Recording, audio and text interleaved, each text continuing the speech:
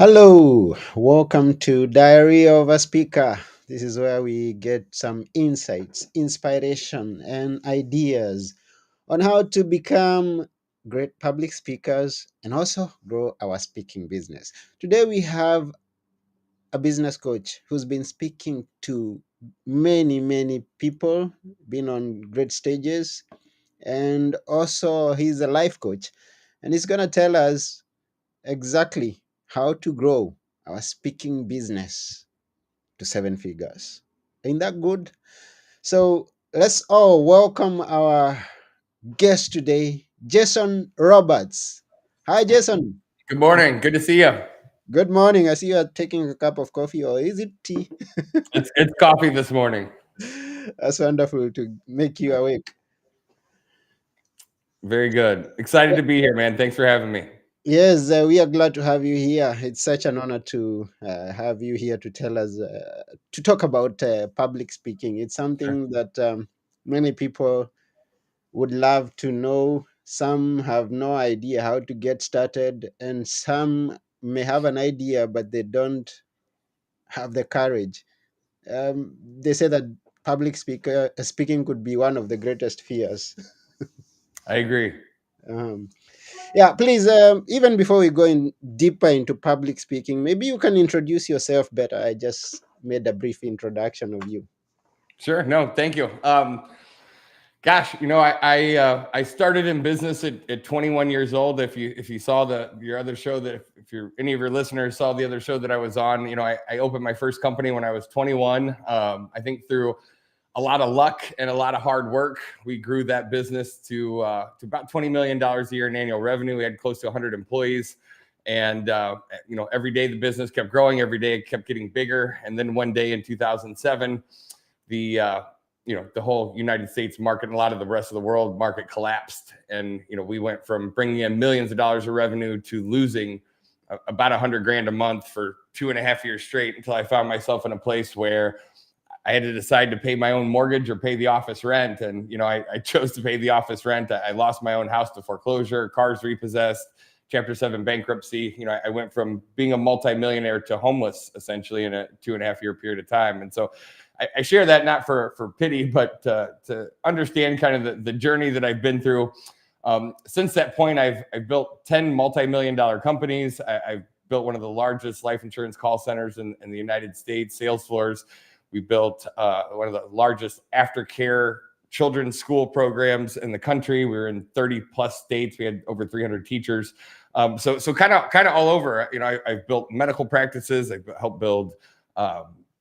We have a 94 bed assisted living facility. So kind of ran the gambit when it comes to different business types. And I think one of the most important things, every mid-sized or larger business that I go to help, they always say, well, you don't understand our world. You don't understand our business. We're in the medical field, or you don't understand our business. We have a dental practice, or and I always respectfully say, no, you don't understand. I'm not trying to teach you how to be a better doctor or a better lawyer. I'm trying to teach you how to take your business from 1 million to 3 million, or 5 million to 10 million, or what it is. And there are principles or rules for success in business, and there's a reason why 10% of businesses succeed within the first 5 years, and 90% of new businesses fail within the first 5 years. And I try to teach people what those things are that can cause you to win, and how to stay away from the things that the 90% do that cause them to fail. Wow, that's beautiful. So we're gonna learn that at some point in this episode, how to Good. grow a speaking business. But before we go even into that, can we know when did you first identify yourself as a speaker? No, not even a coach, not even a businessman, but Yeah. as a speaker. I'll tell you where it started. So that company I started when I was 21, it was a mortgage company. And my mentor at the time, everybody was doing refinances, because that was 2001. That was when rates were low. First time they had really gone down in a long time. And so everybody was doing refinances. But, even as a 21-year-old kid, I knew that, okay, well, rates are low right now, but what happens when rates go up? They didn't go up for like 15 years, but I didn't know that, and I was trying to plan for, like, what happens if rates go up? And my thought was, people always buy houses, whether rates are low or high, but they don't refinance when the rates are high typically. So we really set out to do purchase money. We set out to work with realtors. And I'm just, every business that I've ever created, I always operate off of the, what can I give something of value to someone before I ask for something in return? I don't like feeling like a beggar. I don't feel like feeling like that balance of a partnership isn't equal. I don't want to be the one that just takes. I want to be able to give something of value. And if I give something of value, I have the right to ask for something in return. Sure. And this goes for speaking, this goes for podcasts, this goes for anything. Mm-hmm. And so I thought, what could I offer realtors of value? And so the first thing that I did was I hired Tom Ferry, who now is probably the largest real estate agent coach in the country. At the time, his dad, Mike Ferry, had a big coaching organization, but Tom coached me on how to be a top producing realtor. And everybody was like, why would you do that? You're a loan officer. But I took what Tom taught me and I thought, well, that's something of value I can give to realtors, right? Not everybody can afford a couple $1,000s a month for a realtor coach. Mm-hmm. But so what I did was we had fax machines at the time. So, this was 2001. So I faxed every real estate office, probably within a 30-mile radius from me. And I said, hey, I'm going to host a free meeting once a month. And I'm going to teach you how to become a top producing realtor. And you don't have to pay anything. You just come for free. And I didn't know if people would show up or not. But that very first month, we had like 70 agents show up in our office to go through this training. Mm-hmm. And that was my first time ever like public speaking, like speaking in front of an audience. And I had an hour presentation. I had memorized the whole thing. And I remember I ran home to take a shower and get cleaned up before that presentation. I'm reciting it in the shower and I can't even remember the first 5 minutes. Like I'm so nervous, like I'm just like a nervous wreck and I can't remember any of it. And then I'm driving back to my office to give this presentation. And I literally can't remember the first 5 minutes. And so, but you just got to do it. You got to go, So I got up in front of them. I started teaching, taught from my heart. I probably said 1,000 times, but at the end of the day, I delivered a good message. We made a difference. They really loved it, and we started doing that month over month over month. So that was kind of. I don't know that I identified myself as a speaker at that point, but that was definitely the start of it. It was the start of it, and. To date, if you can maybe flash back and see some of the crowds that you've spoken to, which could be among the biggest that you've stood in front and spoken? Gosh, I've been in front of 10,000 plus people at this point. It transitioned, when the market collapsed and we started kind of more on the real estate investing side of things. There's these groups called real estate investor associations, or they call them RIAs. And so it kind of started one of my friends, and this is a good lesson too. Like, hang out where people that host speaking engagements hang out. I was part of this mastermind group, and several of the people in the mastermind group owned these associations. Mm-hmm. I didn't know that at the time, but I kind of got lucky into it. And so I would just talk about the success that I was having in the specific line of business. And they would come up to me after the meeting and said, hey, would you come share with our audience? Would you come to Milwaukee and teach our group what you've been doing to be successful? And so that's kind of where it started, man. I probably biggest crowd I've been in front of is maybe 1,000 people, maybe 1,500, something like that. On average, probably 300 to 400. And there was a couple years straight where I was gone every other weekend. We would give a 90-minute presentation, and then we do a 3-day training in different cities all around the country. And so it's been an absolute blessing. It's one of my favorite things that I do. So mostly you've been attending to groups of not so large groups at the same time. Yeah. So what could be your big dream on a stage, and maybe you would want one day to stand on? I've been teaching in real estate and business for the last 10 years, but predominantly real estate. And if I'm being honest with you, I never the part that I enjoyed most about speaking was that I knew that I was making a difference in people's lives. Mm-hmm. But the vehicle, a positive impact, changing the trajectory of their life. If I could help somebody go from corporate America working 50 hours a week and I could triple the amount of money that they were making, but they only had to work 10 or 20 hours a week, and I bought them I helped them buy their life back. It restored marriages, it restored parents that weren't able to go to their kids' soccer games and baseball games because they were working so much. And now I was able to help them create a much larger income in significantly less time.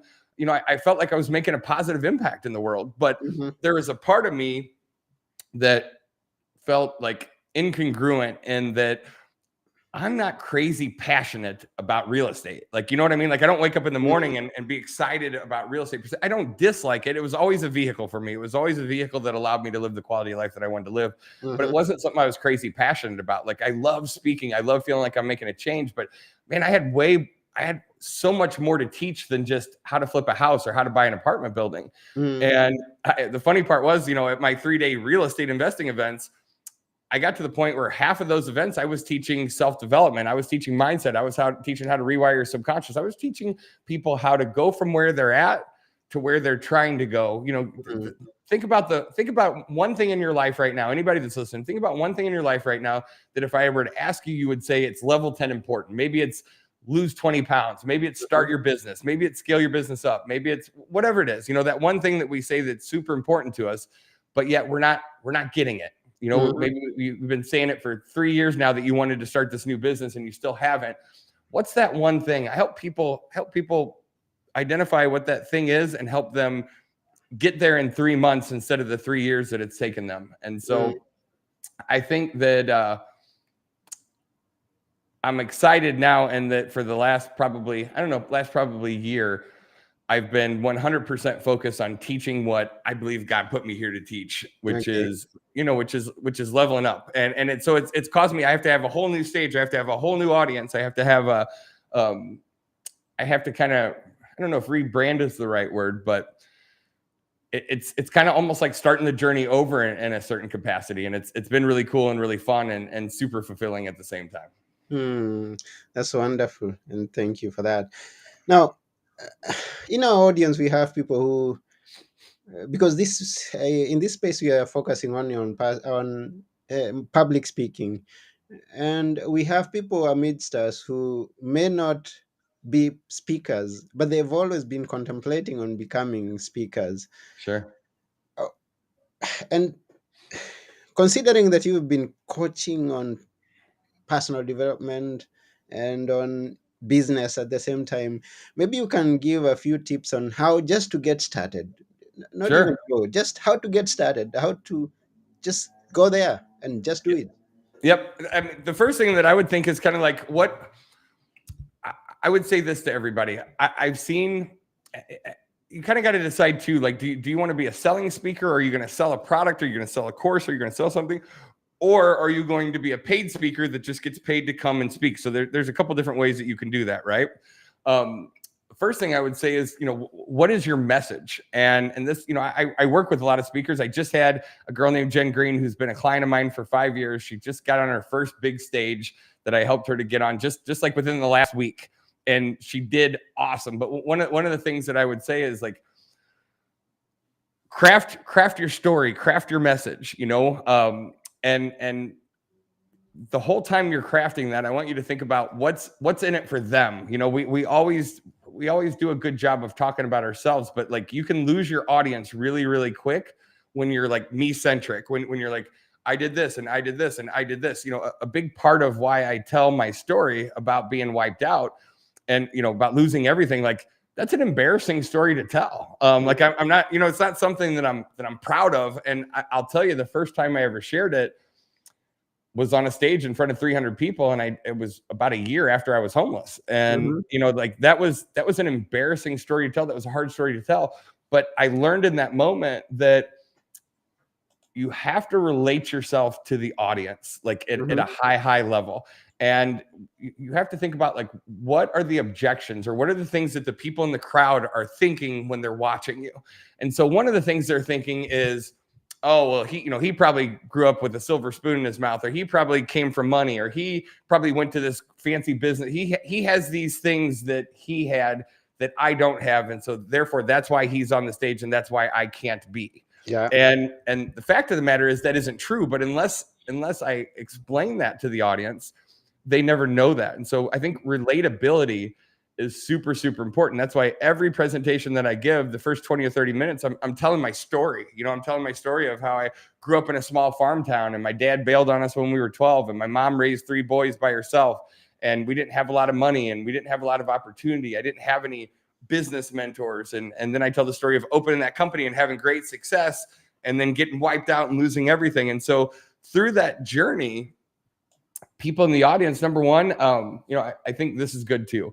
Mm-hmm. Know, like, trust. Know, like, trust. How much is my presentation allowing my audience to get to know me? How much is my presentation allowing them to like me? And how much is my presentation helping them to trust me? And so those are 3 important factors. And so when I go through and say that I came from nothing, people can relate to that. People, people had struggles when they were growing up. They didn't come from great. And so, man, what ends up happening, I think I mentioned this to you before, but one of the most pivotal moments of me speaking was the first time I really got on stage. And I spoke at this real estate investing event that was somebody else's event. And he wanted me to teach. It was in St. Louis, which is where I'm from.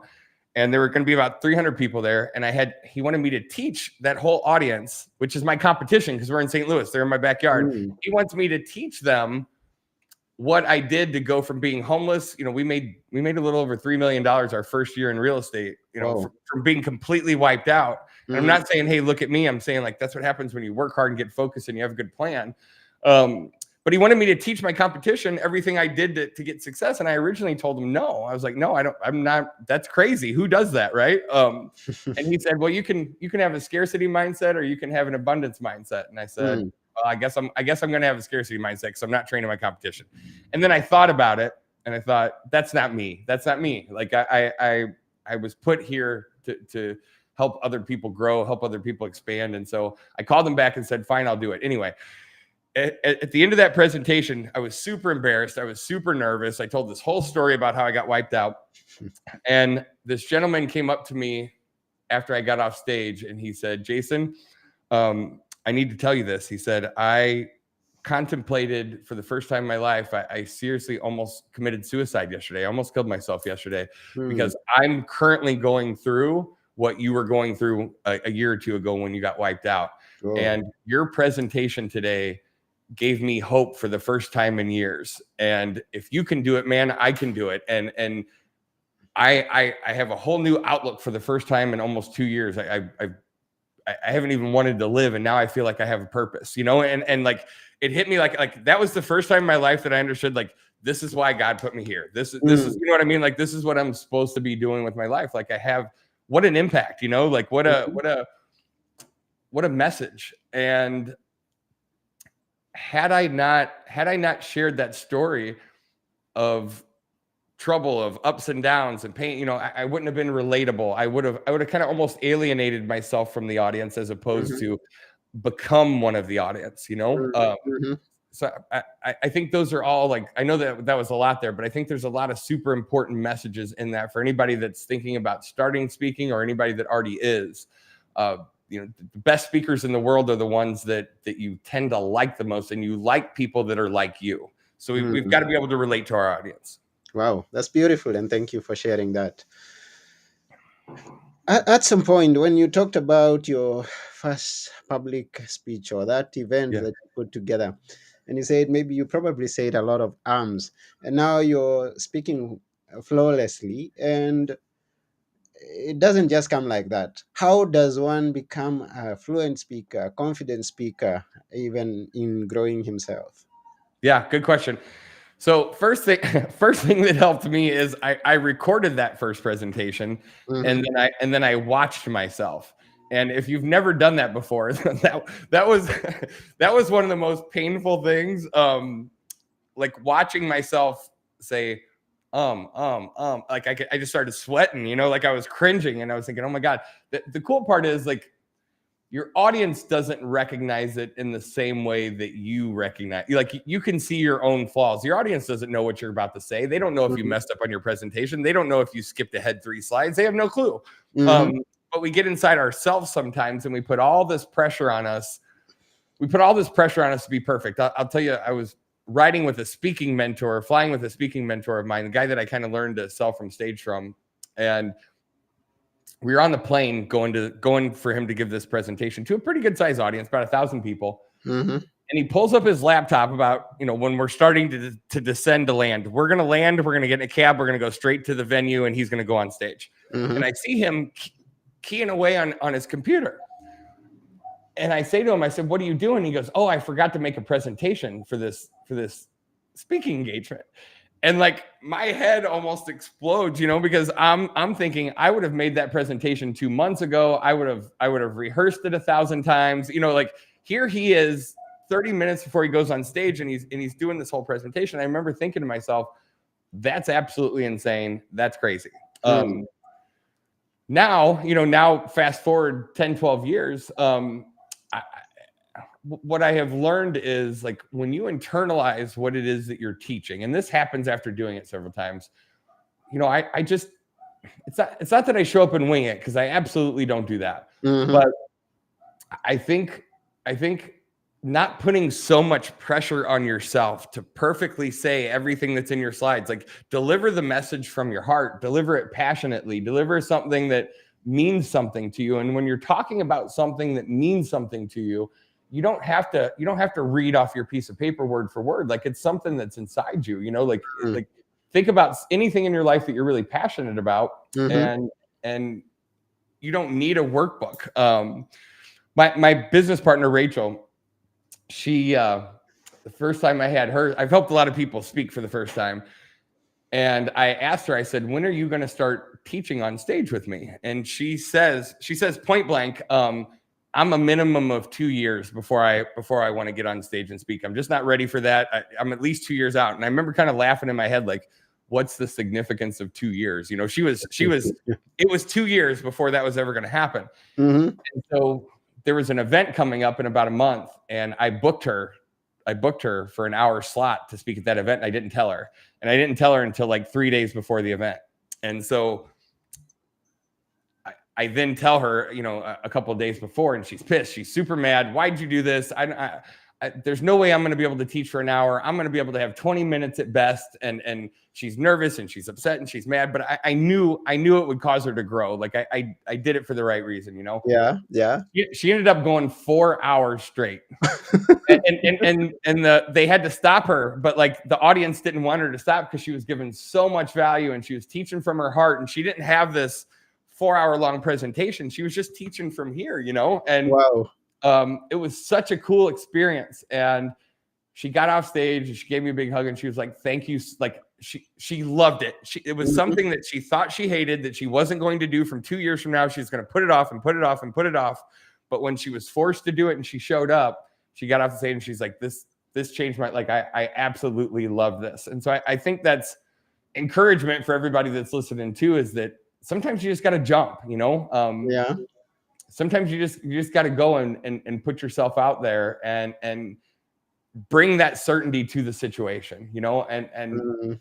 think about anything in your life that you thought you couldn't do before, and you ended up doing it, from riding a bike to flying a plane or skydiving or anything like that. And you got in, you're like, "Oh my gosh, I can do anything." That's what happens after you do it for the first time, and you just get better and better. And sometimes we need someone like Jason to push us off the cliff. Yeah. There's that too. Yeah, so we thank you. For someone who's listening and maybe has not been ready to do it, this is a call to you. Just do it. Just do it. Just jump. Yeah.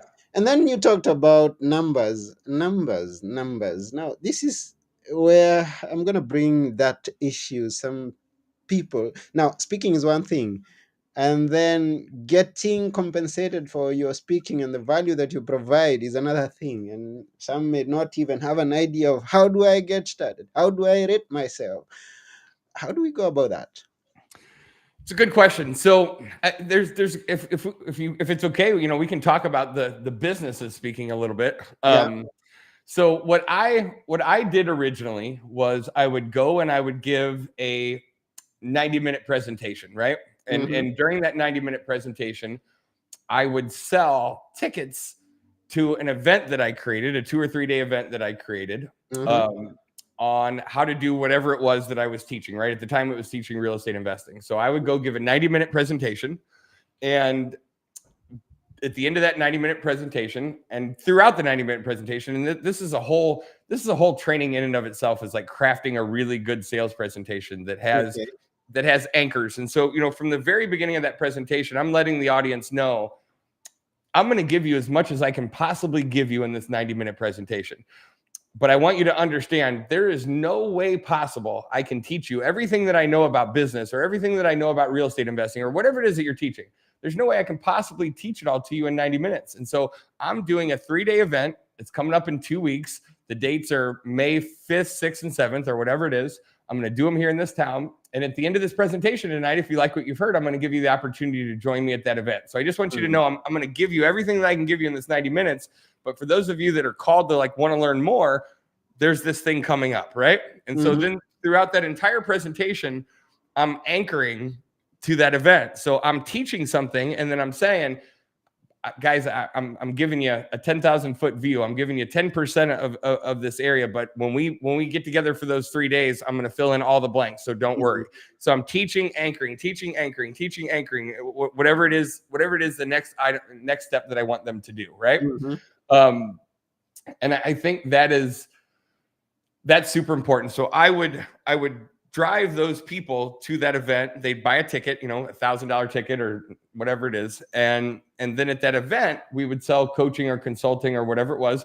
And I just taught from my heart for 3 days. The people that wanted more, that saw the value, that said, hey man, this guy really knows what he's talking about, I want to work with him, then they would hire me. And the ones that just wanted to take what they learned so far and go try to wing it on their own, they could do that too. Mm-hmm. But that was kind of the process. There are also stages that don't really allow selling speakers. And so, but what they will let you do is they will let you lead generate. And so almost almost like a podcast. Like I'm on your podcast today. I have a really cool training at the end of this that I want to give away to people for free. Mm-hmm. And by doing that, they come into my sphere, they come into my world, they come into my influence. I'm not selling them anything, I'm just giving value. Yeah. But in giving that value over time, if there's something that I can do to help that person, if there's something I can do to deliver to them at a higher level, they may choose to hire me as a coach, as a mentor, as a business partner or something in the future. Mm-hmm. So you can do that same thing from stage, where you may not actually be able to sell, but you can start to generate your own audience, your own following, your own stage, if you will. Mm-hmm. So yeah, that's one, and also there are several other speaking models or business Yeah, models in speaking, where you get paid to just be invited in a place and speak for 30 minutes and you get your check. I know there is that's that. right. That's Uh, right. we know about that. So do you have you any experience of being paid to speak? Now, not just going to the stage to sell, but to be paid after speaking. Yeah, absolutely. Not as much as I have, on selling speaker roles. I've made millions of dollars speaking from stage. Probably into the tens of millions at this point. I'm not saying, hey, look at me. I'm saying that, like, if you can become good at this craft, and you really focus on delivering for people at a higher level than anybody else is delivering it for them, you can write your own ticket there. It's not where I spend most of my time, Anthony. Like, I have definitely been paid to go MC events. I've been paid to go, like, host events and kind of be a keynote. I prefer the selling speaker model for me, because at the end of the day, it pays significantly better and it's more in alignment with what I'm doing. But to be able to just go give a presentation and get a check and get back on the plane and go home, like that's pretty cool too. So we'll go with your strong points, strong area of expertise, that, and which is selling, speaking to sell. Now, in this episode, we promise people that we are going to teach them how to grow their speaking businesses to Yep. 7 figures. Now, Yep. start us from zero. Now, you've told us your story. Start us from zero and drive us into the millions that you are speaking of. And this Yep. is, as you say, you've helped people do this in their first year. Yeah. So I first thing I would say is, what do you have of value to give to the world? And this is something that people struggle with. So let me tell you this too. Whatever we are inherently good at, like whatever we're inborn good at, something that you're really, really good at, something that I'm really good at, for whatever reason, we tend to discount it because it comes easy to us. Mm-hmm. And we forget that what comes easy to us doesn't necessarily come easy to the rest of the world. And so because of that, we don't think that we have anything of value to teach. And I would tell you, you're probably wrong. You probably have a lot of things of value that you could teach that come naturally easy to you that you don't even necessarily think about, but to other people, they struggle with it, right? Mm-hmm. And so first thing I would suggest is identify what that is. Identify what I believe that we get paid by the value that we bring to the world. And we don't get paid by the hour. We don't get paid for doing the job. We get paid by the value that we bring. And the more value that we bring, the more we earn, the more we get paid, the more of a difference that we make. And Mm-hmm. so what is something that you have in your life right now of value that you could teach to somebody else? And it could be anything. It could be, if you're more analytical, it could be systems, it could be processes, it could be a technique, it could be mindset, it could be like, don't overthink. People think they have to have this perfect thing to teach, and at the end of the day, something that you're good at, there's an army of people that are struggling with that in their world and their life, and that can be your message. Mm-hmm. And so if you're starting out, we need to kind of understand what it is of value that we're going to bring to an audience. I think start there. At the same time we're starting there, decide who is your target audience. What do they look like? Where do they hang out? What do they like? What do they dislike? Where do we find them, right? Mm-hmm. So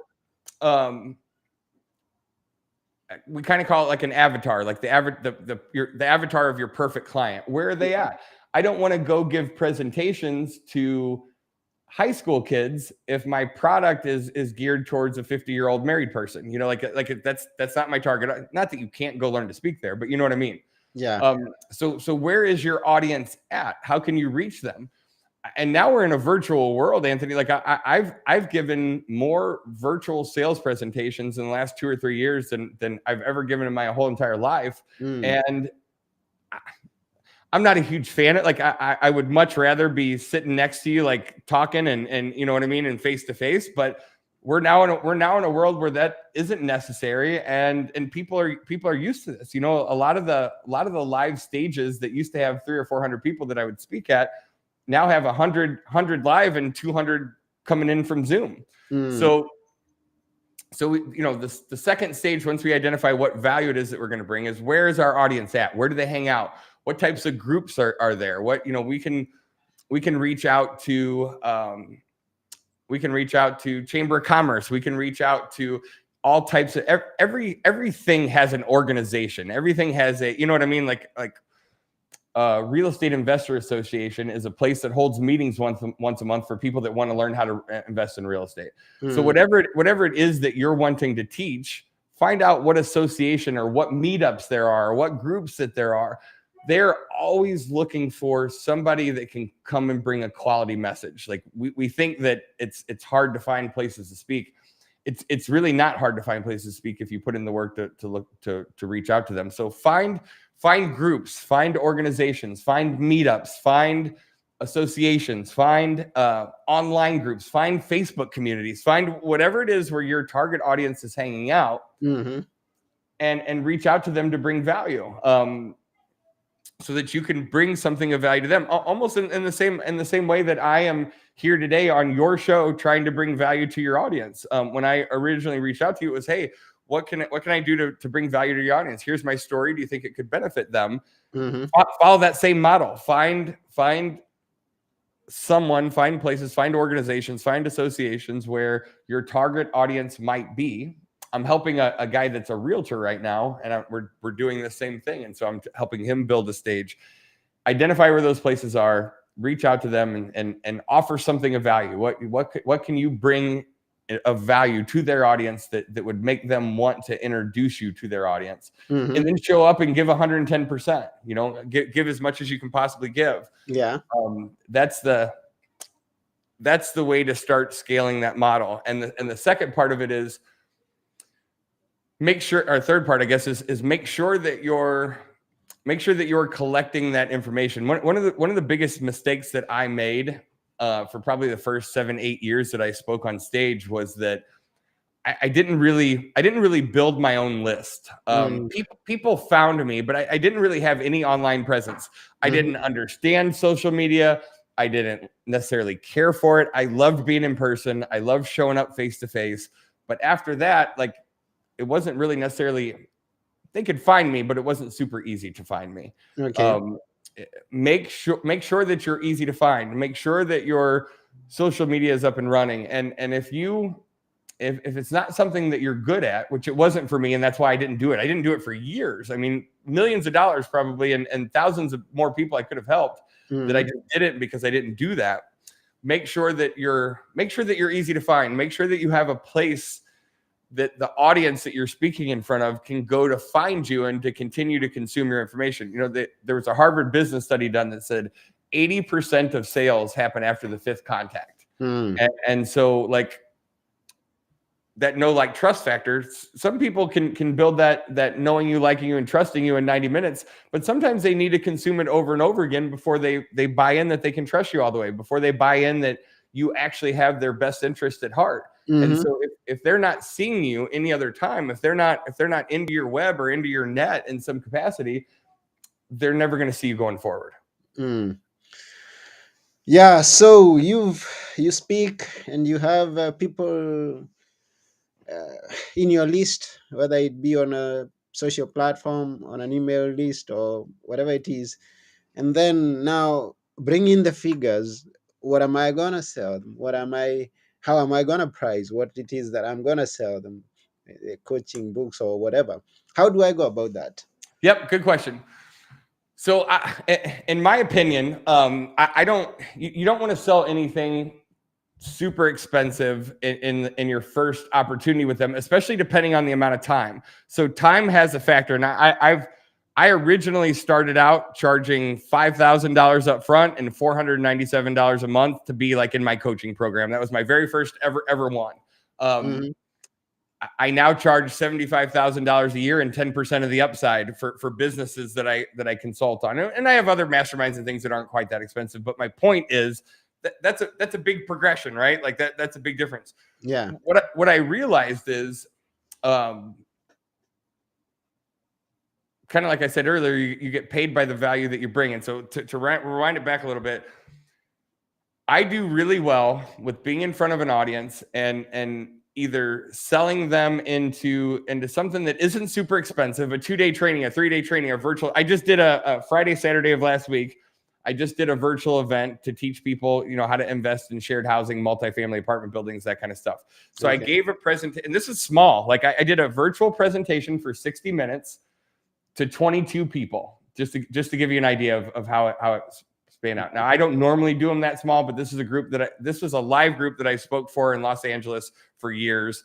And now they went virtual because real attendance wasn't as good. So we only had 22 people on the call, which I normally wouldn't have done, but I like the guy and he's a good friend. And so I did it. Anyway, out of the 22 people, 12 of them bought a $1,000 ticket to come to my 2-day virtual training.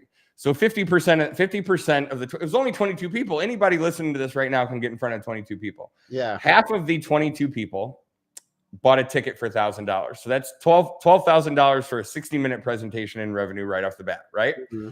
Then I fulfilled on Friday, Saturday, just this last weekend, Friday, Saturday, I did a 2-day virtual training. And at that training, I sold a group coaching product for $10,000 up front and $997 a month. And out of the 12 people that were on that training, 6 of them bought the $10,000 up front and $997 a month.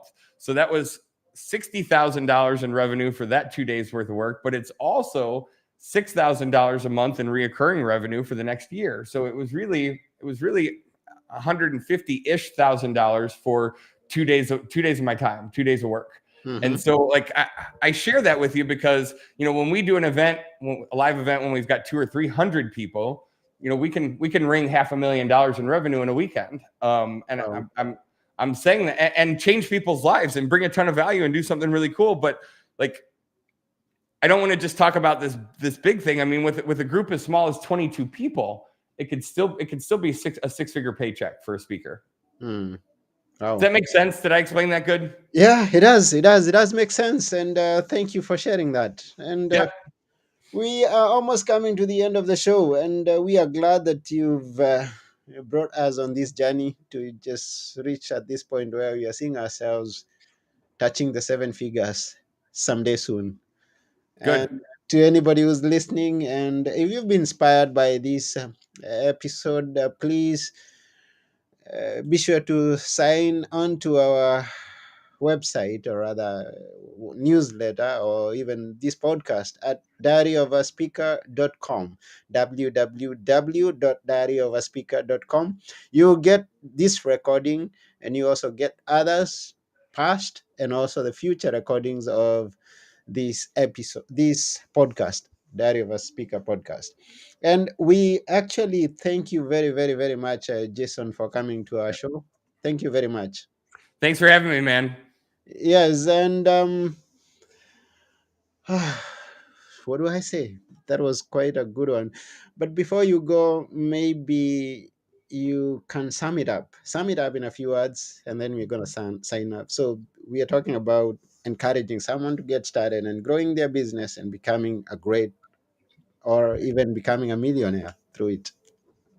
So how I'll sum it up is I had a mentor say to me early on, if I can't, I must. And so here's what I would say.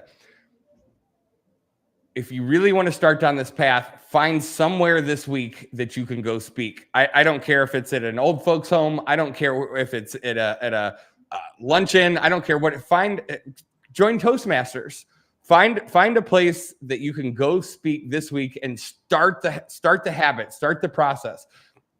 You get better at this by doing. Just like when before you rode a bike, you never rode a bike before, you couldn't do it, you crashed, whatever. Like, but then in a week later, you're riding no hands, eating a cheeseburger, talking on your cell phone. You know what I mean? Like this is how we learn. We learn by doing. And Mm. so take some time, go out and do. I also wanted to mention too, I recorded a free training for your audience. I gave it to your other group, but I wanted to throw that out there. If you go to www.ultimatesuccessblueprint.com, I have a free giveaway for you guys. It's a 3-hour training on how to reset your identity, reset your mindset. And if you're struggling with making that jump to like go speak, I would strongly encourage you to go through that training and rewire yourself to believe that you're the best public speaker that the country's ever seen. Like, believe that, own it, know with certainty, know with confidence that you're going to give a message to people that's going to change their lives.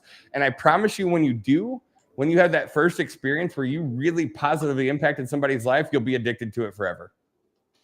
Wow, thank you for that. So, we remind them to go and get it. For those who didn't get that website, it's ultimatesuccessblueprint.com. Rush Thank you. there and get that offer that is coming from Jason. Thank you very much, Jason. That's very kind of you. We appreciate you. Of course. Thanks for having me, man. Yes, and we have come to the end of this episode today. This has been a Diary of a Speaker, and I've been your host, Anthony Moirore. And together with our guest today, Jason Roberts, we're saying bye for now. Take care, guys. Yeah, bye.